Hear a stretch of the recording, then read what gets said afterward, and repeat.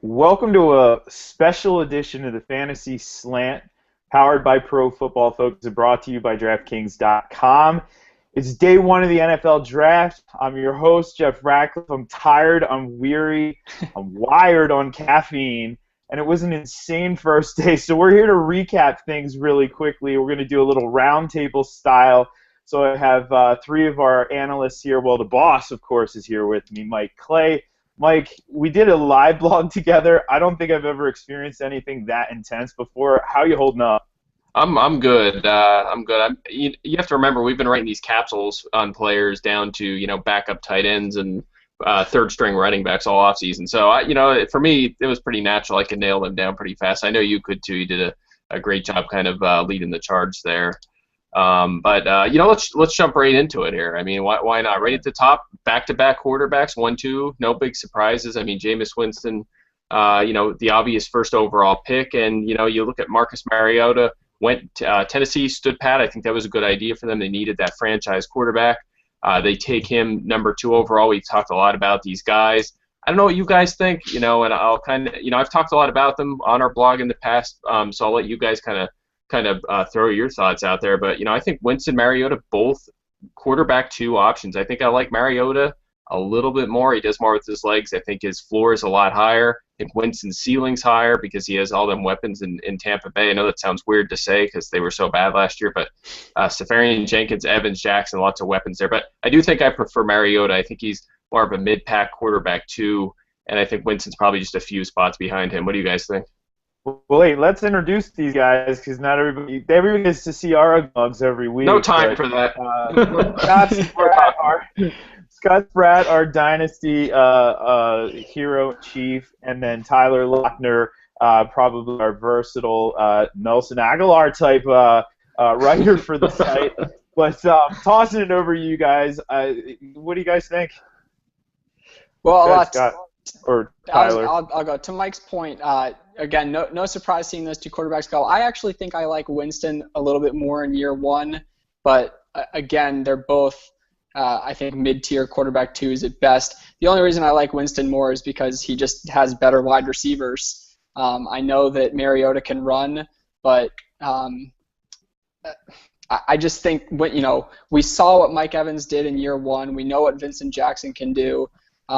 Austin Safarian Jenkins, the nice tight end. So I think Winston has better weapons to throw to. I think he'll have significantly more yards than Mariota, more touchdowns, and I think that will make up the difference for the rushing points Mariota will score. But like Mike said, I think they're both in pretty good spots, and I think they have. I think they're both viable backup options as rookies. I don't know if I can call Tennessee or Tampa Bay a good spot per se. And Vincent Jackson, okay, yeah, he's good at seeing targets, but he didn't really convert a lot of them. Mike, you saw this year, week in, week out last season. You were projecting so high because he was seeing such a high volume of targets, but just didn't translate. So, I mean, does that do anything to you looking at this season? No, I think that was kind of a fluky season for Jackson. It was really touchdowns. I think he scored 2, should have been closer to 7. I think you're going to see that. I think you're going to see them come off the board from Mike Evans this year. He's going to lose some touchdowns. On the flip side, you're going to see Jackson pick some of them up. And Safarian Jenkins, he just kept getting hurt last year. He's a big-time talent year 2. So I don't agree with you. I think Tennessee has some problems. In terms of offensive weaponry there, the running game is bad. Bishop Sankey, I don't think it's the answer. And they are looking to upgrade a bit at the wide receiver position. Tampa Bay, I think they have great weapons. You don't see many 6'5" wide receivers. They have 2 of them, and I keep talking about Safarian Jenkins. Scott, I still want him in Dynasty, so I think I should stop hyping him up a little bit so I can get him. But Scott, how about you? What do you think of these 2 guys? I mean, they're definitely both attractive players. I would say, especially in dynasty formats, I definitely prefer Winston there because, again, I think you guys have kind of hammered this home that the weapons there provide him with a lot of upside. And I know that Winston isn't very mobile, but the fact that he's such a big player too, I feel like could lead to maybe 2 or 3 cheap touchdowns for Winston just on quarterback sneaks every year, which could maybe help buoy him up a little too. Are you concerned at all about Tennessee's offensive line problems though? Is that really more of a positive or a negative for Mariota, a guy that can run the ball a little bit? Well, you know what? I think just kind of projecting him out. I think he is going to run the ball 90 sometimes. I mean, I just think if he starts week one, I don't think it really that makes much of a difference. He's a guy that wants to scramble. He wants to throw the ball on the run.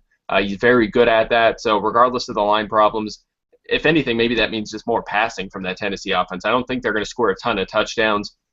I think he's probably not going to throw 20 touchdowns, but I think he can score 3 or 4 on the ground. So I do, and that's why I kind of think, and I should have prefaced this before. I think if you're in a league where passing touchdowns are 6 points, maybe Winston gets a slight edge there. But if it's 4 points, I'm definitely going with Mariota. Just keep in mind, Winston does not run the ball much. When I first put up my projection for him, the backlash was, what are you talking about? He's only going to run for 150 yards or whatever it is.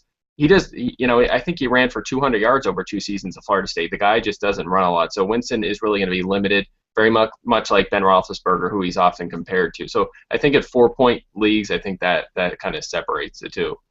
All right, let's talk some running backs. What do you think, Jeff? Running backs. Well, I mean, I guess we're limited to 2 guys here, but Gurley, that kind of threw me for a loop. That was not the team I was expecting. I was expecting to see him I was expecting a surprise, see him go to Cleveland. Something I had mentioned earlier today. I tweeted that out. Going to the Rams, I mean, it's a good landing spot for him. Ultimately, Jeff Fisher's offense, we know he's a guy who does like to run the ball. For me, no question, Gurley now is the number 1 player for fantasy purposes in this draft, especially given where Amari Cooper went, but we'll talk about that later. Although I do like where Finn landed as well. You got to figure he's going to get the rock a lot. So I don't know, Tyler, toss this over to you. What are you thinking about these guys? Well, I was really surprised when I saw Gurley go to the Rams. I mean, they obviously lost a lot of faith in Zach Stacy last year, but Trey Mason seemed to be doing a pretty good job for them. So in year 1, you got to temper the expectations with Gurley a little bit. I think was it November that he tore his ACL. I know it's not the same injury that it once was, but not everybody is Adrian Peterson and can run for 2,000 yards the year after tearing their ACL. I actually it sounded like you liked Gurley in St. Louis more than Gordon in San Diego. I actually like Gordon in San Diego a little bit more. They just have a better offense. Phillip Rivers can move the ball. When healthy, Ryan Matthews was actually a pretty decent fantasy option, but when healthy is obviously the key word there. But Melvin Gordon, he's bigger than people think he is. He weighs more than people think he does. And he's an every down back. I know the Chargers have Danny Woodhead, and they're going to make use of him, but I think Gordon's going to be on the field on 3rd down a little bit more often than people might expect. But I like that landing spot for him. The field's wide open for him to land the starting job. He doesn't have the ACL injury like Gurley does. And like I said before, Phillip Rivers can move the ball, which will just lead to more scoring opportunities for Gordon than Gurley. But I guess, Scott, maybe I'll throw this to you too. Do we have concerns about Gordon's ability to catch the ball? Do we have concerns at all about him bouncing everything to the outside? That's not going to fly at the NFL level. Are you on my side? Are you on Tyler's side? Jeff, I think I'm more on your side. I do agree that Gordon probably landed in the best spot that he could have landed in for himself, but I just don't think Gordon really measures up to Gurley as a running back. You mentioned that he can struggle as a pass catcher. I'm not also sure that he's the best run blocker out there. That could actually also influence his ability to get on the field for 3 downs, especially with some of the other pass-catching options they have at running back. So I actually expect Gurley to get more work this year, even coming off the ACL injury. I think he can catch the ball too, and obviously it's just unbelievable within the tackles. So in fantasy, I think you ought to be taking Gurley first. I'll jump in. I agree. I think Gurley is a better player, and I think he's more than 5 picks better than Gordon. I've had too many running backs on teams like the Jaguars and the Browns that it drives me insane to own a running back on an offense that can't move the ball. No love for Nicky Foles? I'm not sold on him quite yet. There was a big upset. Everybody was really down when Philadelphia let go of him. So Hey, Tyler, speaking of our dynasty league, you just acquired Nick Foles from somebody for Joe Flacco in that league. So Yeah, but uh, I also got a few picks as well. round 7, I gave you a round 7 and Albert Wilson. So anyway, I like I'm Albert with you Wilson. guys. I'm with you guys. I was I always thought Foles was better than he was kind of advertised, but I've soured on him certainly a bit since last year. I do have concerns about that Rams offense. I mean, you could really look at every offense and say they're going to be a little better. This offense, Oakland's going to be a little better. Jacksonville should be a little better, but there's always going to be some bad offenses out there. I don't think with Nick Foles leading the Rams offense, they're going to score a lot of points, but I'll say this about Gurley. The way I'm projecting him for now is cautiously optimistic. I have him at 15 games, which is about the standard. That assumes that he's gonna start week 1 and basically be the starter. Maybe start a little bit slow. We've seen that with a lot of rookie running backs. Jeremy Hill, same kind of thing, and he was healthy last year. So if we say he's going to carry the ball 250 times, catch 30 balls, that's probably fairly conservative to 280 yards. Again, assuming he's healthy. He should be able to score 10 touchdowns and approach 1,400 yards. That's borderline running back 1 numbers. I mean, you have to keep in mind this is a Jeff Fisher offense. Jeff Fisher, you probably don't remember this because they've been bad the last couple of years and have had to throw the ball in the second half. But he is a very run-heavy coach. I mean, he's not quite Rex Ryan, but he's not far behind. So, the Rams are building a strong front 7 defensively. They want to live on that defense and running game, and that's going to give Gurley plenty of opportunities. I think they're going to be somewhat competitive in the sense of like 9-7, 10-6, just because of that defense. So I think that's going to give him plenty of opportunity. So maybe a slow start, but I think he's going to be tremendous over the final, we'll say, 10 to 12 weeks of the season. I do like him more than Gordon. I think that Gordon may not catch 25 footballs just because they have Woodhead, they have Oliver, who can be the change of pace and passing down guys. Gordon's not a good receiver. He's not a good blocker, and those are concerns. I think he's just going to be a 2-down back in a San Diego offense that, yes, scores a lot of points, but roughly 80% of the passing touchdowns have been passes over the last 3 years. I don't think that necessarily changes with McCoy coaching, with Phillip Rivers at quarterback. So I think he's going to score maybe 6 touchdowns. He'll get his 1,200 yards, but a lot of that's going to be on first and second down. So I'm with Scott. I'm with Jeff. I think that's a long way of saying I think Gurley is by far the best fantasy asset, but I do like both. I think they're both running back 2 material. I'm in the same, but I don't dislike Gurley. I mean, I don't dislike him at all. You just don't like the Rams. I just don't like the Rams. Yeah, that's a good way to put it. I get that. Yeah, who would like the Rams? Come on. If those who don't get that joke, I don't know. There's all these Rams fans listening now, like, hey, what the hell? Well, one of our staffers, Raw Miles, is inexplicably Rams fan, so getting a shot at the guy over there at like 6 in the morning or whatever it is in London. Well, hey, no Max Williams, so we don't have to talk tight ends tonight. I guess we'll have to do that in the next one. But 2 quarterbacks, 2 running backs. We have 6 wide receivers to talk about, and fellas, the big 2. Actually, I guess it's big 3. I mean, at PFF, we have to support our team that does fantastic work. They're changing the game of college football analysis for sure. You see this in fantasy, you see it in college. You see a lot of people just kind of hearing this guy's a bad blocker and picking that up and running with it, and then it spreads to everyone saying the same thing.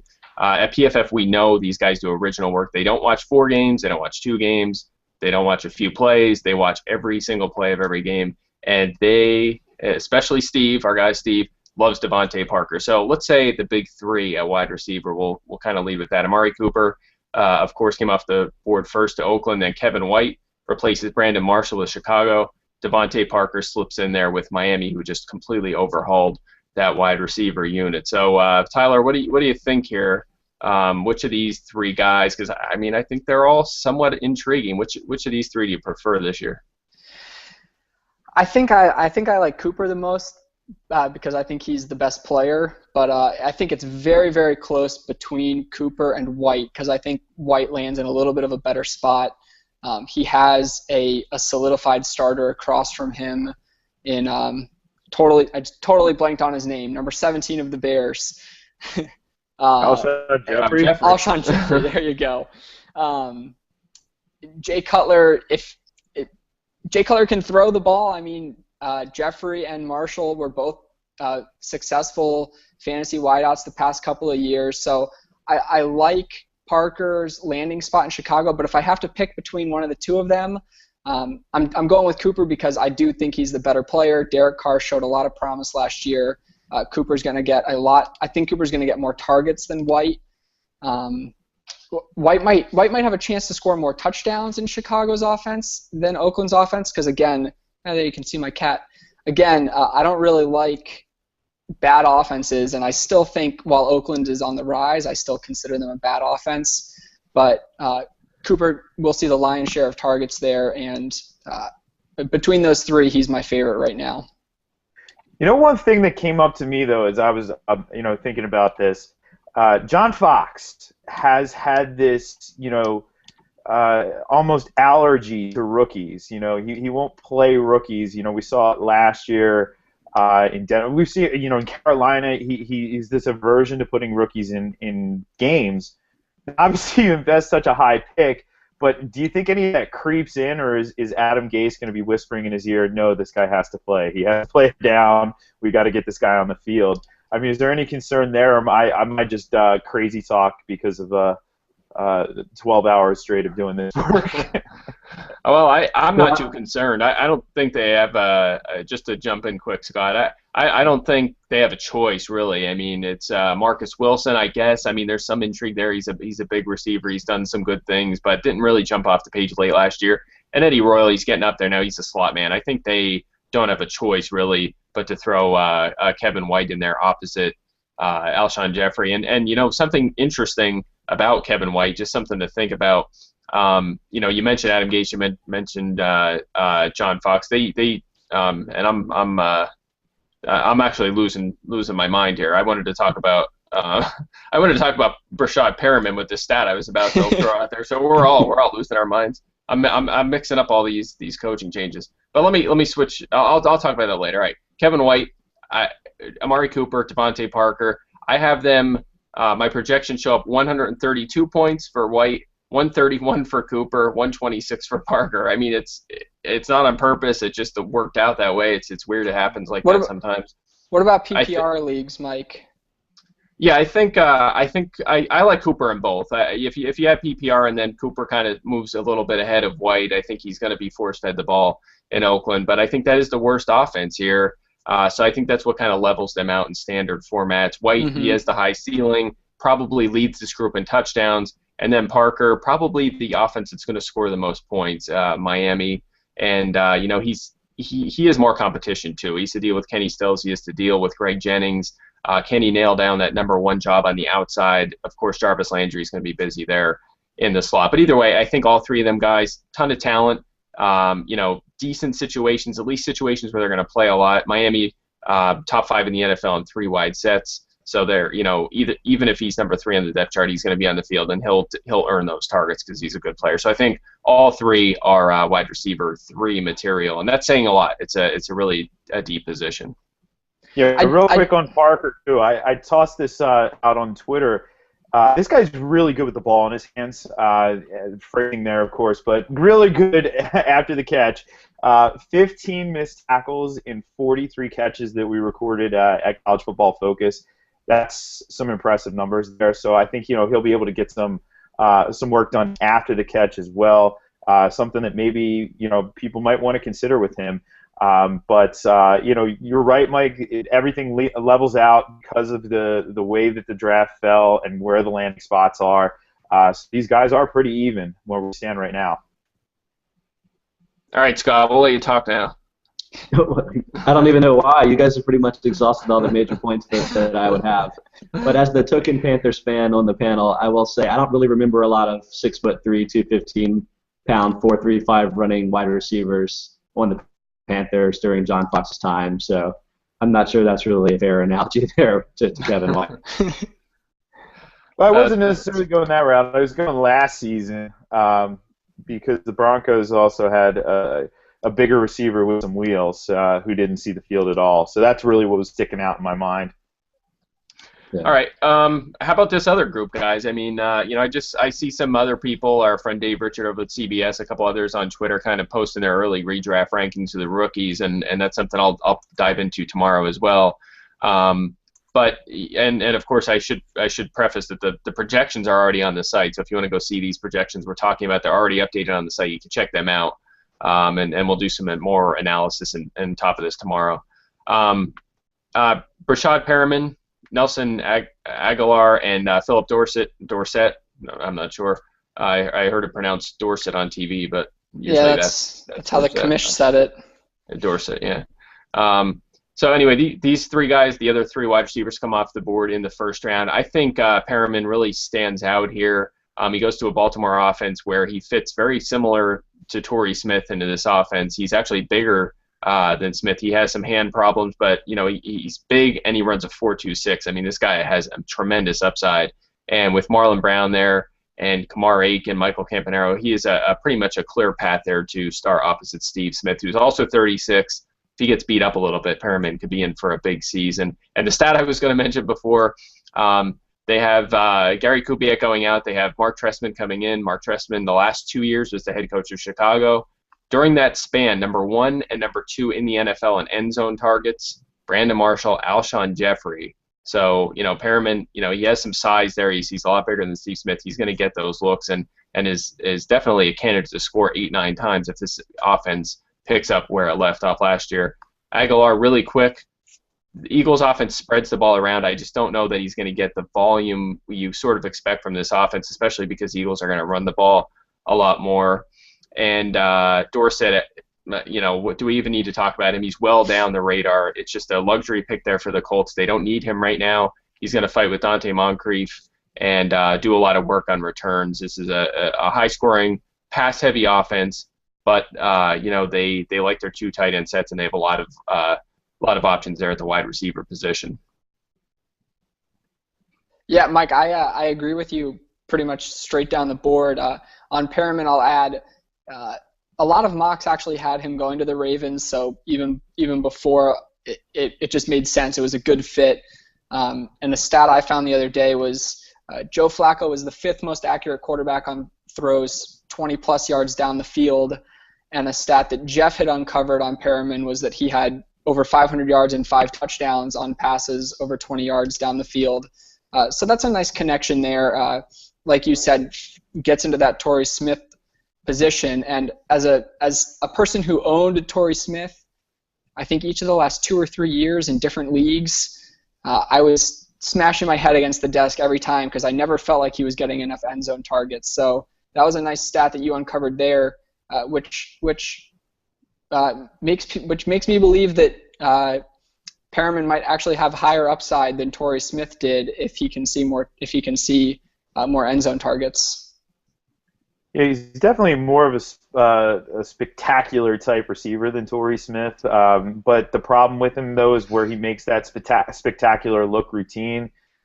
The routine catches don't always come, and that's what we saw out of Torrey Smith last year. Lots of drops from Torrey Smith, but certainly a higher ceiling out of Perriman. It's definitely the best landing spot. That deep ball that Flacco has, we know he's got a whip of an arm, so that absolutely bodes positively there. Now, Aguilar is interesting, and Mike, you bring up a good point. The ball gets spread around so much, but this was the pick. This was a guy who I've been saying, banging the drum for. This is who the Eagles are going to select, and lo and behold, that's who they select. He's a very versatile player. He can play inside, outside, really does anything and everything you want for a receiver, especially in that Chip Kelly system that values versatility. So, I was actually asked, does this hurt Jordan Matthews? And Mike, maybe toss back over to you.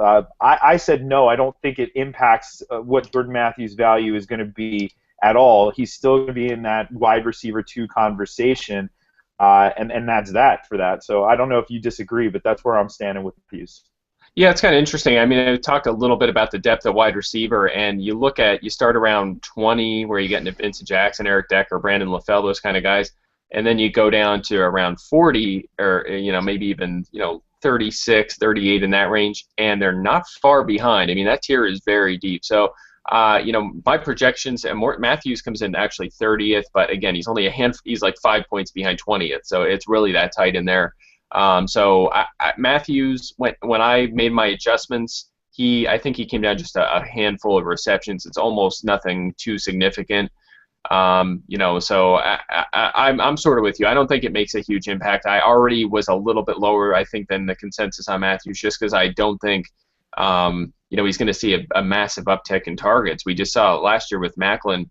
His came down when Matthews started to emerge, and Matthews really didn't go nuts. He was around that 18-19% range of the target. So I think it'll be up higher for him this year in year two, but I wouldn't go too nuts with him. I think I'm not going to have Matthews in a lot of leagues, put it that way, just because the hype is going to be higher than what he's actually going to be able to provide in this offense.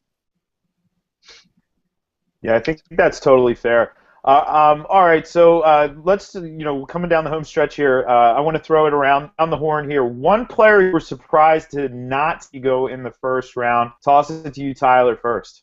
Oh, man. I guess I was just saying this to Scott before the show started. I was a little bit surprised that Dorial Green Beckham didn't go in the first round. I don't pretend to be a college scout. I guess really the only reason I was surprised that he didn't go in the first round is because it seemed to me like he was a rising player. His draft stock seemed to be rising. A lot of people seemed to like him. I would expect him to go probably in the first 16 picks of the second round. But again, there were 6 wide receivers taken, and it's possible that because it's such a deep position, Green Beckham is still out there, Jalen Strong is still out there, a handful of other guys are still out there. It's possible that because there were so many options that teams thought might be available in round 2, they didn't pull the trigger. If it wasn't such a deep position, they might have pulled the trigger in round 1. But because it was such a deep position, I think some of those guys fell to round 2, even though they might have round 1 talent. Scott? Yeah, I think Tyler hit kind of a lot of the major points that I would there. The player that I was most surprised didn't go was Jalen Strong, who we mentioned too, and he's the receiver I would expect to go next off the board. But given how many other receivers went, I guess it's not really that surprising. But in my mind, he's the best talent with the least causes for concern, you could say, of everyone that's left.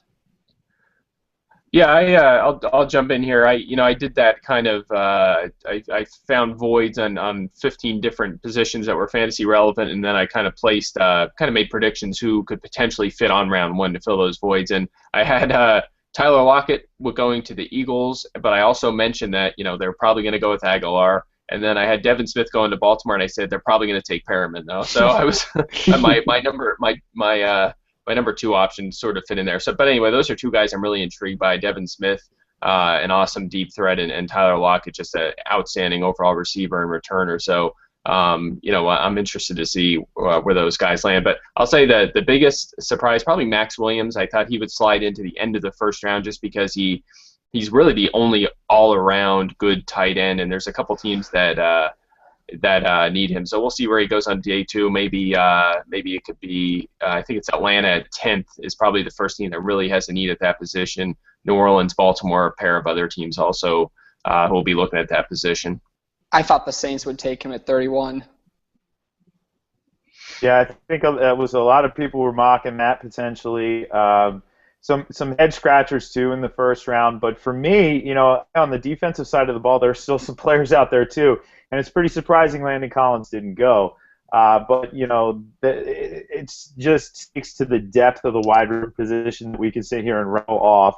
What was that? 4 different players there at the wide receiver position. This is just a fun year for the draft, a fun overall experience, a maddening overall experience that we get to do all over again tomorrow and the next day, and we get to do plenty of rounds on Saturday, in fact. So we're going to keep grinding away at Pro Football Focus and giving you the live blogs, the projection updates. So head on over there, check it all out. That's going to do it for us this evening before I start to lose my voice. So for Tyler, Scott, Mike, for Pro Football Focus, I'm Jeff Ratcliffe. That's a wrap, folks.